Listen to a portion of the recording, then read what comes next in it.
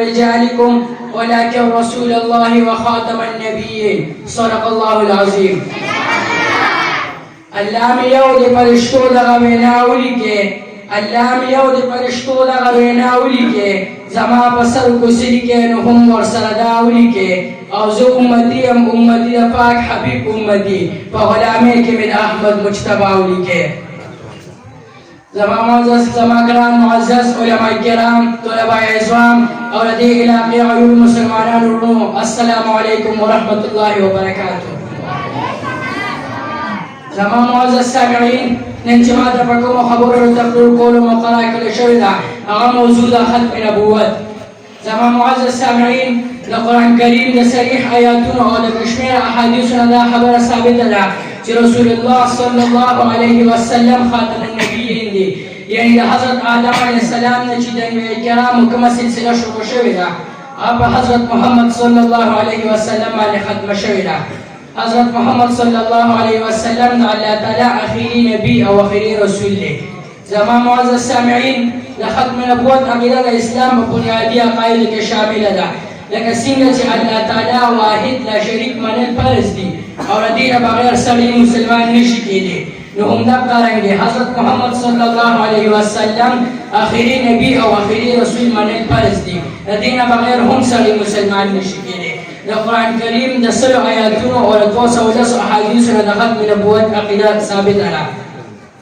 زما معزز سامعین د صحابه کرامو د دور نه تر دې وخته پورې د ټول امت مسلمه په دې متفق دي چې د رسول الله صلی الله علیه وسلم نه پس تر قیامت پورې بل نوی نبی یا رسول نشي پیدا کېدی.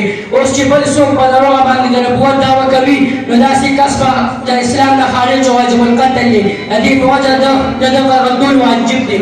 د رسول الله صلی الله علیه وسلم په اخري دور کې رسول عنسی چې په دروغ د نبوت دعوه وکړه د رسول الله صلی الله علیه وسلم د هغه قتلولو حکم وکړو. همدغه صحابه کرامو د نبي علیه السلام د دنیا تشریف وړلو نه پس صحابه کرامو ویلې اجتماع د ختم نبوت په مسله باندې وکړه، یعنی چې د حضرت محمد صلی الله علیه وسلم نه پس بل نبی نشي پیدا کېدی. او ټول صحابه کرامو د مسلمه کذاب په قتلولو باندې اجماع وکړه، کوم چې په دروغ باندې د ختم نبوت دعوه کړې وه. بیا حضرت ابوبکر صدیق رضی الله عنه د مسلمه کذاب سره د جهاد اعلان وکړو.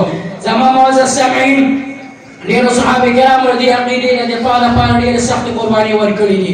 د دې اندازه تاسو د دې نه هم لګولی شئ چې د نبي علیه السلام په خپل زمانه کې د اسلام د سربلندۍ او د تحفظ لپاره څومره جهادونه شوي وو. په دې ټولو کې مجموعه 209 صحابه کرام شهیدان شو. خو چې کله د حضرت ابوبکر صدیق رضی الله عنه په دور کې د مسلمه کذاب خلاف د یمن په میدان کې کوم جهاد شوی وو په هغې کې 1200 صحابه کرام د ختم نبوت د عقیدې لپاره شهیدان شوي وو چې په دې کې 700 د قرآن کریم حافظان او عالمان وو او دا هغه حافظان وو چې د رسول الله صلی الله علیه وسلم په خدمت کې قرآن کریم حافظ کړی وو. د دې نه دا معلومه شوه چې صحابه کرامو ګڼنیز د دې مسلې ډېر اهمیت وو او د دې تحفظ لپاره یې ډېرې سختې قربانۍ ورکړې وې.